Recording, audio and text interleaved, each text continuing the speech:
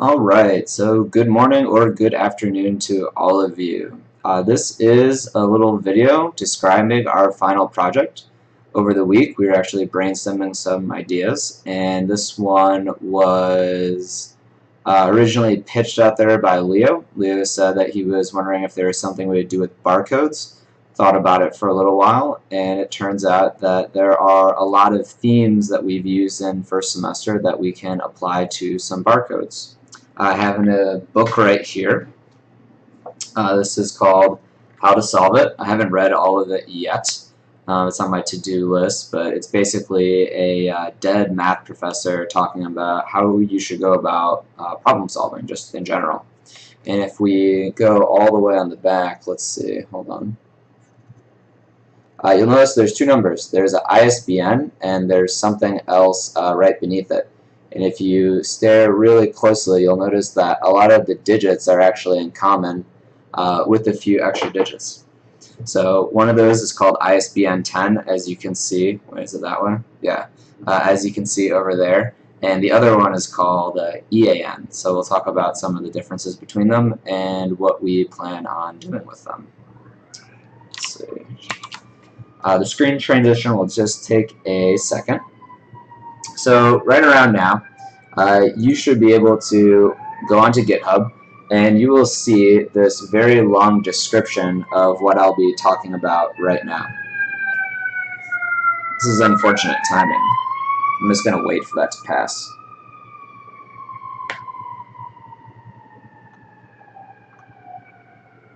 Okay, so now that the ambulance is mostly gone, basically this video is going to be describing what are some of the main goals that we're trying to reach.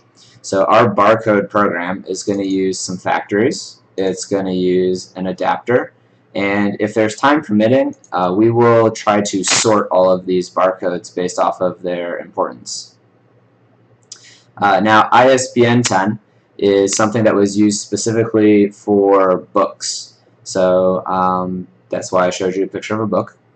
If you click on this link right here, there's lots of background information. But basically all you need to know is essentially that of the 10 digits, 9 of them are actually unique. So those 9 digits encode the things like the publisher, the author, the title. But actually the 10th digit is what we would call the check digit. And if you click on this video link right here, this will actually go through a short demonstration on how do you use the first 9 digits. Yeah, where is it? Yeah, how to use the first 9 digits to give you that last check digit for you. So similarly, as we moved into the future, we wanted to create, and by we I mean people of planet Earth, we wanted to create something that could be used for just about anything.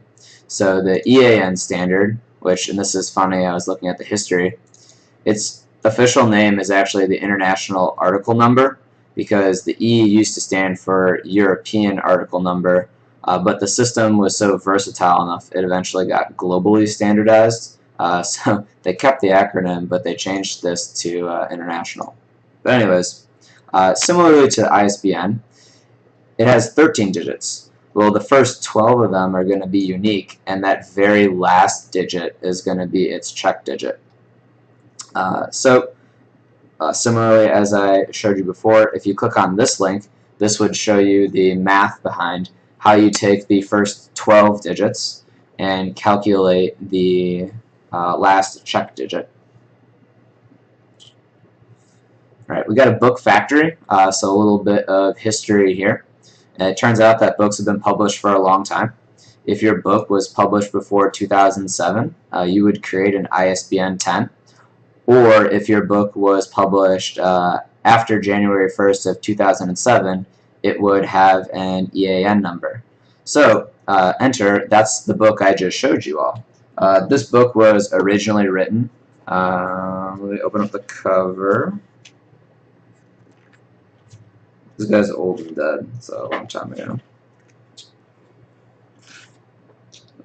Okay, it was originally written in 1945, and it got reprinted. Who really cares one? So that's why it actually has 2 numbers. So let me write down both of those numbers for you. Of course, I don't expect you have them memorized. That'd be kind of crazy. So the ISBN is 069. This is nice. 111966X, where X is the check digit, and that actually represents the number of 10. And the EAN is 978, and I'll space this out just so you can see it. 069111966 3.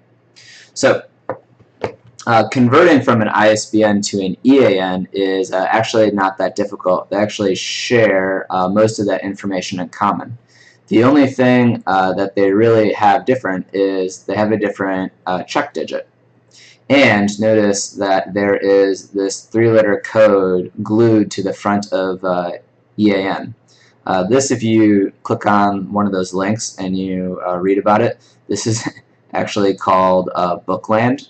So the first 3 digits of the code correspond to the country who owns the, let's say, the product. So as we all know, right, there's a lot of American companies and they produce things in China, but the first 3 digits would signal that it came from America, even though it was manufactured in China. It kind of turns out that books, they seem to say it comes from like the land of ideas, so they call it Bookland. So any book on the planet is going to have this, or it will have 979. I don't really know what differentiates those two, but just a little fun fact there.